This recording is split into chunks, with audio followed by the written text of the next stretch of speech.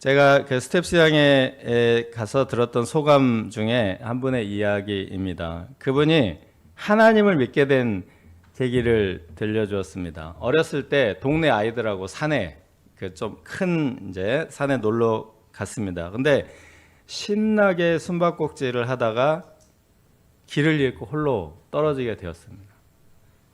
너무 당황하고 이제 두려웠습니다. 이때 이분은 믿지도 않는 하나님께 기도를 간절히 기도를 했습니다. 하나님 저를 살려주시면 하나님을 믿고 평생 하나님을 위해 살게요 하고 눈을 딱 떠보니까 그 전에는 하여튼 당황해서 이제 안 보이던 짐승들이 다니던 그 오솔길 있잖아. 그 길이 딱 보여가지고 그 길을 따라 쭉 내려와서 마을까지 내려왔다. 그 깊은 산속에서 A가. 그래서 자기가 그때 기도를 안 했으면 변사체로 발견될 뻔했는데 그때 기도하고 하나님을 믿어서 지금 스텝 목자로 살고 있습니다. 자, 우리가 인생을 살아갈 때 나 혼자일 때가 있습니다. 요즘 뭐 대학 입시를 치르는 수험생들, 취직을 준비하는 취업준비생들, 네, 오롯이 혼자 시험대에 서야 하기 때문에 외롭고 어렵습니다. 저도 군대에 가서 막 그 전에 막 장막 동역자들, 양들, 막 목자님들 함께 하다가 군대 가서 아무도 모르는 사람들과 그 첫날 밤에 훈련소 딱 들어가니까 와, 너무 막막하더라고요. 예. 정말 산에서 길을 잃은 아이 같은 심정이었습니다. 그런데 그렇게 힘든 군 생활 중에 제가 하나님을 체험한 에피소드가 제일 많습니다. 자, 오늘 본문은 큰 위기 속에 홀로 서 있는 아하스 왕의 이야기입니다. 이사야 말씀에는 아하스, 히스기야 두 명의 왕 이야기가 나옵니다. 나머지는 전부 예언이고 이야기는 두 개. 아하스, 히스기야 같이 해볼까요? 시작. 아하스, 히스기야. 그러니까 이사야를 읽을 때 이 두 사람의 이름을 기억하는 게 굉장히 중요합니다. 아하스, 히스기야. 이 히스기야는 하나님의 말씀을 듣는 선한 왕의 예입니다. 좋은 예. 그런데 아하스는 하나님의 말씀을 듣지 않는 나쁜 예입니다. 나쁜 예. 그런데 놀랍게도 하나님은 이 아하스 왕에게 이 오늘 말씀 임마누엘 한 아기를 보내겠다고 하십니다. 하나님 왜 이처럼 악한 왕과도 함께 해 주시고자 하실까요? 첫째, 굳게 믿고 굳게 서라. 1절에서 9절입니다. 여기 오늘 말씀에 자주 등장하는 단어가 아들이라는 단어입니다. 이사야 전체에서도 아들이라는 단어가 이제 이 7장, 8장에 집중해서 나옵니다. 자, 아들이라는 단어가 집중적으로 나타나고 그 최후의 아들이 누구죠? 임마누엘 아들이에요. 이제 그 얘기를 하려고 하는 겁니다. 이제 이 아들은 일반적으로 이제 자손, 후손 이렇게 바꿔 읽어도 됩니다. 자손이나 후손. 그 아하스 왕의 조상은 할아버지 우시야, 아버지 요담인데 훌륭한 왕들입니다. 근데 2절을 보시면 이 왕들은 다윗의 집, 다윗의 집으로서 이스라엘 최고의 왕 다윗의 후손들. 아주 그 조상도 훌륭하고 그 아들도 훌륭합니다. 그런데 아하스 왕 때 북이스라엘 왕과 아람 왕이 동맹해서 남유다의 수도 예루살렘을 쳤고 능히 이기지 못하였습니다. 그런데 그 아람과 북이스라엘이 다시 동맹해서 남유다 아하스 왕을 공격하고자 합니다. 이 소식을 듣고 왕의 마음과 백성들의 마음이 바람이 숲에 흔들리는 것처럼 흔들렸습니다. 우리나라식 표현으로 하면 바람 앞에 등불같이 흔들렸다. 혹은 바람에 흔들리는 갈대같이 덜덜덜덜덜 떨었다. 자, 우리 수험생들은 올해 수능이 어렵게 나온다 그러면 이제 떨립니다. 취업 준비생들은 올해 공채 모집 인원이 줄어든다 이런 소문이 돌면 떨립니다. 이제 우리 인생을 어렵게 만드는 일이 생기면 숲이 바람에 흔들림 같이 흔들리게 됩니다. 하나님이 이처럼 떨고 있는 아하스 왕을 어떻게 도와주십니까? 여기서 이제 전쟁이 일어나면 성 안에 버티면서 먹을 물을 방비하고 있습니다. 왼쪽에 먼저 기온 샘이 요건데 밖에 샘이 있으니까 물을 먹으려면 어떻게 해야 돼요? 그쪽으로 성을 쌓아야 돼요. 이렇게 이제 성을 밖으로 샘을 보호하는 성책을 이렇게 쌓은 거예요. 이런 이제 방비를 한 겁니다. 그러면은 외적들이 쳐들어오면 어디부터 치겠습니까? 요거부터 무너뜨리겠죠. 그죠? 물을 못 먹게 하면 이제 이기기 때문에. 그래서 이제 요거를 물을 방비를 하고 있는 겁니다. 이제 아하스 왕과 비교되는 히스기야 왕이 있습니다. 히스기야 왕도 물론 이 물을 뭐 열심히 방비하고 뭐 지하 굴도파고 막 이랬는데, 근데 히스기야 왕이 다른 점은 있습니다. 히스기야는 전쟁 상황이 되면 기도하러 나갔습니다. 장군들하고 함께 기도하러. 그리고 선지자 이사야에게 기도를 부탁했습니다. 하나님을 의지하고 신앙을 방비한 겁니다. 우리가 우리 삶을 관리하고 뭐 우리의 이력, 성적 이런 것도 관리하는 것도 굉장히 중요합니다. 그런데 신앙을 관리하는 것이 훨씬 중요합니다. 하나님께서 이사야에게 아들 스알야습을 데리고 가라고 하셨습니다. 이 스알야습이라는 이름은 남은 자가 돌아온다라는 뜻입니다. 스알야습이라는 아들을 데리고 와서 성을 방비하는 이제 물을 방비하는 아하스에게 보여주는 거죠. 아들 이름. 아들 데려오면 아들 이름 물어보잖아요. 네 이름이 뭐냐? 스알야습이에요. 그럼 남는 자가 돌아온다. 이제 깜짝 놀래. 와, 이런 이름이 이제 있는 거죠. 남는 자가 되어서 돌아오라, 하나님께 돌이키라 하는 메시지를 주신 겁니다. 아하스는 이 메시지를 받지 않아서 남는 자가 되지 못했습니다. 그러나 그의 아들 히스기야는 이 선지자 이사야의 말을 듣고 남는 자가 되었습니다.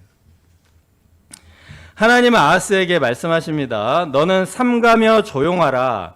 르신과 아람과 르말레아의 아들이 심히 노할지라도 이들은 연기나는 두 부짓갱이 그루터기에 불과하니 두려워하지 말며 낙심하지 말라. 네, 이 무시무시한 왕들을 무엇에 비유하였습니까? 연기나는 두 부짓갱이 그루터기. 같이 해보죠. 시작. 연기나는 두 부짓갱이 그루터기. 자, 이제 우리가 부짓갱이를 모르기 때문에 한번 보겠습니다. 부짓갱이. 장작이나 나뭇가지 등으로 옛날에 이제 불을 피워서 밥을 지었는데, 이렇게 막 나뭇가지 장작을 막 집어 넣으면은 이제 불이 불규칙하게 타요. 그래서 막 이렇게 뒤집어서 잘 타도록 이리저리 이렇게 밀고 당기고 해주는 그 막대기를 부짓갱이라고 합니다. 그러니까 이 막대기가 불 속으로 들어가니까 끝이 조금씩 타겠죠. 네, 그래서 부짓갱이가 이제 타고 이제 연기가 나는 겁니다. 저 불을 손으로 만질 수 없기 때문에 반드시 부짓갱이가 필요하겠죠. 그래서 연기 나는 두 부짓갱이 그루터기에다가 이제 비유를 했습니다. 아하스 왕이 아람과 북이스라엘 두 나라를 굉장히 두려워했어요. 왜냐하면 그들이 동맹을 했는데 이 두 나라가 동맹하니까 이 시리아 팔레스타인 지역의 넘버원이 된 거예요. 이스라엘 그 위쪽부터 이 애굽까지 이렇게 쫙 지대가 있거든요. 지대가 있는데 아람이 제일 큰 나라고, 그 다음에 이제 원래는 이스라엘 전체인데 이스라엘이 두 개로 쪼개졌잖아요. 그런데 북이스라엘하고 아람이 동맹을 해가지고 어마어마하게 큰 나라가 됐어요. 근데 이 나라들이 그 뒤에 있는 아수르라는 나라를 굉장히 두려워했습니다. 뒤에서 또 아수르 나오는데, 근데 남유다가 아수르하고 친해. 그러니까 이게 이제 뒤에 적이 있는 거 뒤통수에, 그래서 남유다를 이제 치려고 한 겁니다. 자, 5절에서 7절을 보시면 그들이 남유다를 정복하여 왕가를 무너뜨리고 다윗 왕가를 무너뜨리고 다부엘의 아들을 허수아비 왕으로 세우고자 했습니다. 왕조를 바꾼다는 말입니다. 왕조를 바꿀 때는 전에 있는 왕족들을 완전히 몰살시킵니다. 즉 다윗의 후손들을 씨를 말려버릴 것입니다. 이게 얼마나 무서운 일입니까? 그런데 왜 하나님은 이런 위기 속에서 두려워하지 말며 낙심하지 말라 이렇게 말씀하십니까? 하나님의 말씀입니다. 그의 일은 서지 못하며 이루어지지 못하리라. 하나님이 분명하게 말씀하십니다.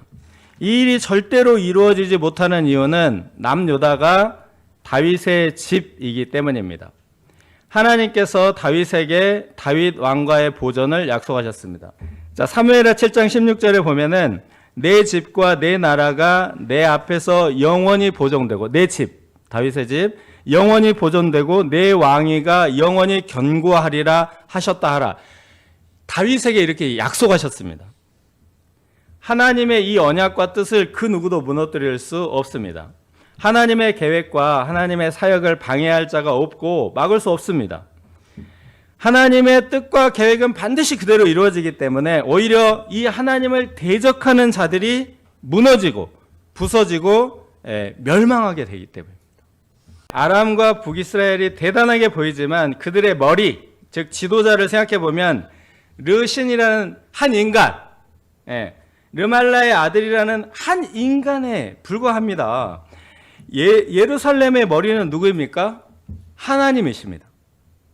인간이 뭐 제 아무리 대단하다고 해도 며칠 굶으면 힘을 못 씁니다. 며칠 물 안 마시면 목말라 죽어. 그래서 물 방비하는 거잖아요. 그죠? 그런데 하나님은 육이 아니라 영이시고 영생하시며 전능하십니다. 인간이 하나님을 대적하는 것은 계란으로 바위치기나 다름없습니다. 하나님은 뭐 조금 더 타격이 없고 인간만 완전히 박살납니다. 르신과 르말리아의 아들이 무엇과 같다고 했습니까? 두 부직갱이인데 그냥 부직갱이 가지고 부직갱이 뭐? 구루터기. 저 부직갱이인데 계속 타다가 저 구루터기 쪽을 잡고 이렇게 불을 다루는데 계속 타다가 구루터기까지 타면 어떻게 하겠습니까? 더 이상 쓰지 못해요. 그래서 불에다 던져버립니다.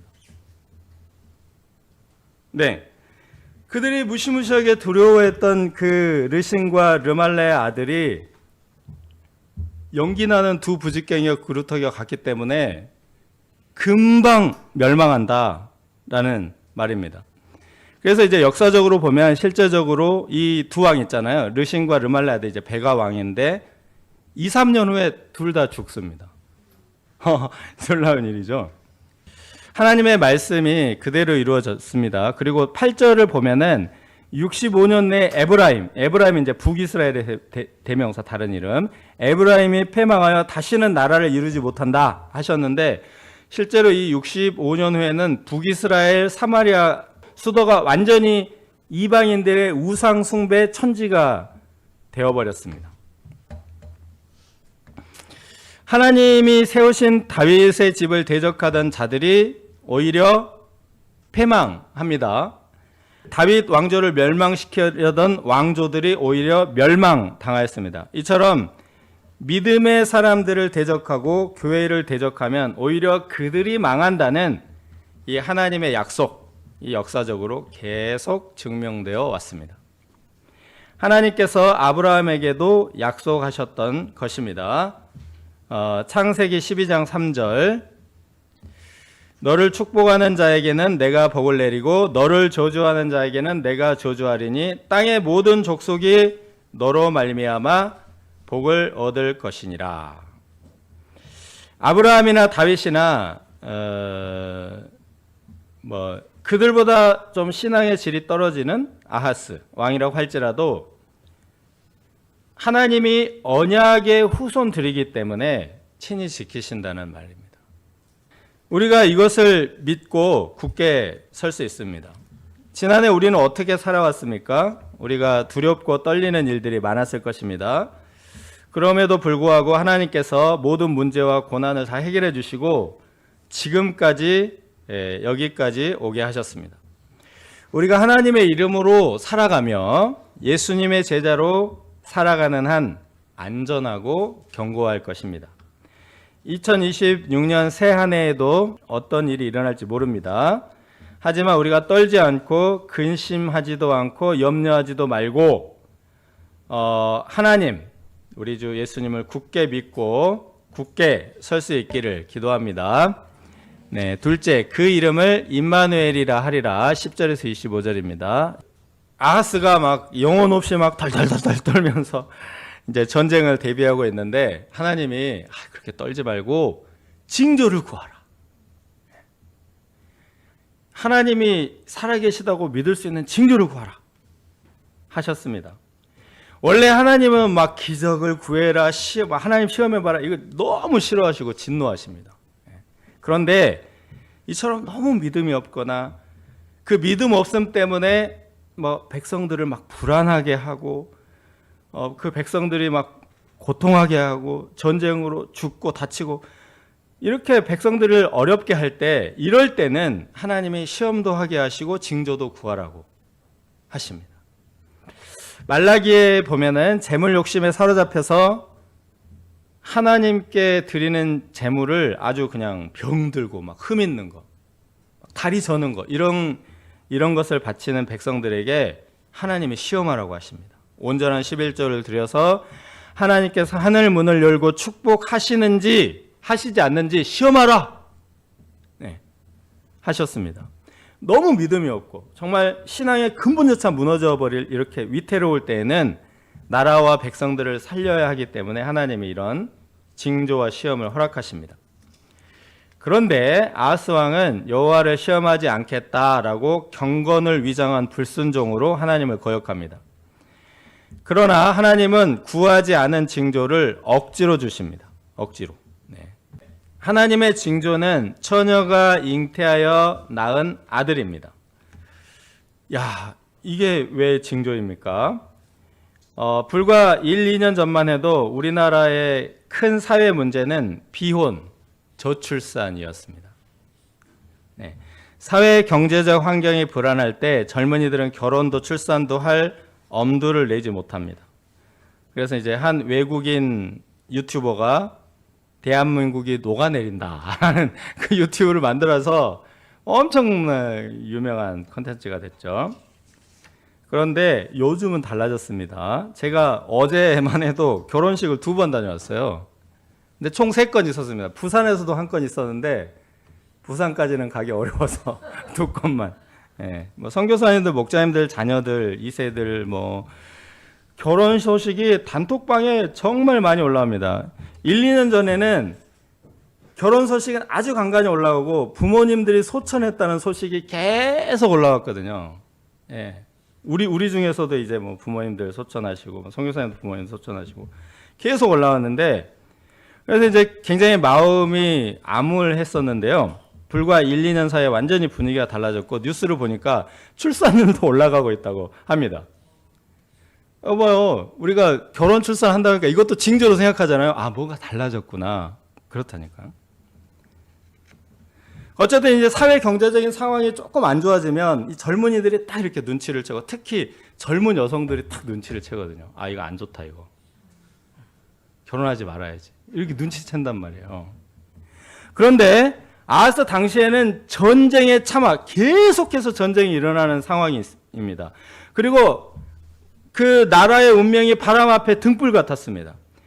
이 전쟁이 나면 부모가 죽어버리면 자녀가 완전히 고아가 되고, 또 자녀가 또 일찍 죽기도 하고, 예, 뭐 병들어서 죽거나 굶어서 죽거나, 예, 피난하다가 뭐 얼어서 죽지 않을지 불안합니다. 이런 상황에서 누가 뭐 결혼, 출산, 양육 꿈도 못 꾸죠. 그런데 당시 어떤 처녀가 결혼하고 출산하고 양육을 꿈을 꿨다는 겁니다. 근데 이 아이가, 처녀가 막 출산을 꿈꾸고 결혼을 꿈꾸고 그 도저히 상상할 수 없는 상황. 근데 그 아이가 태어나니까 상황이 막 바뀌는 거, 이 아이가 자랄 수 있는 환경으로. 그러니까 사람들이 하나님이 우리와 함께 계시다 이렇게 생각한다는 겁니다. 그래서 이 아이의 이름이 뭐라고요? 임마누엘이 된 겁니다. 이 아이가 자라는 과정을 통해서 사회, 경제, 역사, 세계사가 다 움직이기 때문에 역사의 주관자이신 그 택하신 자들을 보호하시는 하나님이 그들과 함께 하신다 하는 징조, 아들이었던 것입니다. 자, 오늘 말씀에 아들 이름이 많이 나온다고 했습니다. 임마누엘이라고 이름한 이 아들은 누구의 아들입니까? 네, 다른 아들들은 다 아버지가 나와. 아버지가 누구의 아들, 누구의 아들. 근데 이 아들은 누구의 아들이에요? 처녀의 아들, 그죠? 처녀의 아들은 누구죠? 메시아입니다. 메시아. 네. 처녀가 잉태하여 낳은 아들, 아버지는 하나님이십니다. 하나님의 아들입니다. 이 징조가 궁극적으로 예수님을 통해서 성취되었습니다. 그래서 예수님이 탄생하시면서 인류 역사가 다 바뀝니다. BC에서 AD로 바뀌었습니다. 예수님께서 십자가에 죽으시고 부활하심으로 흑암과 죽음으로 가득한 이 인류의 역사가 생명과 부활과 영생으로 바뀌었습니다. 우리가 이제 가끔 의심합니다. 하나님이 우리와 함께 계신가? 우리와 함께 계신가? 이러다가 이 의심이 어디까지 갑니까? 하나님이 계신가? 여기까지 가는 거예요. 예. 자, 우리가 살아가는 세상이 여전히 힘들고 어려운 일들이 가득하기 때문에 그냥 가만히 앉아서 세상만 쳐다보고 있으면 하나님이 계신가? 여기까지 굉장히 위험한 상황이 되는 겁니다. 그래서 우리가 예수님을 바라보고 하나님의 말씀을 볼 때 하나님이 함께 계시구나 라고 영적으로 방비가 될 수 있습니다. 영적으로 물을 지킬 수 있다는 겁니다. 17절에서 20절을 보시면 당시에도 어려운 일들이 많습니다. 아스루 왕의 침략, 애굽의 간섭 등으로 다윗의 집이 고통을 받았습니다. 21절에서 25절을 보시면 막 이제 굉장히 이제 황폐화됐다 요 말을 찔레와 가시라는 표현으로 반복합니다. 찔레와 가시 계속 나오죠? 그죠? 네. 찔레와 가시 하면 딱 떠오르는 것이 무엇입니까? 아담이 범죄한 후에 땅에 임한 저주가 찔레와 가시였습니다. 에덴 동산을 잃어버린 상황입니다. 또 아하스 왕과 같이 하나님을 거역하고 불신한 그 믿음 없음에 대한 징계이기도 합니다. 그런데도 그런 상황에서 엉긴 젖과 꿀을 먹을 것이라 라는 말씀이 또 반복됩니다. 15절에 그가 악을 버리며 선을 선택할 줄 알 때가 되면 엉긴 젖과 꿀을 먹을 것이라. 22절에 그것들이 내는 젖이 많으므로 엉긴 젖을 먹을 것이라. 그 땅 가운데 남아있는 자는 엉긴 젖과 꿀을 먹으리라.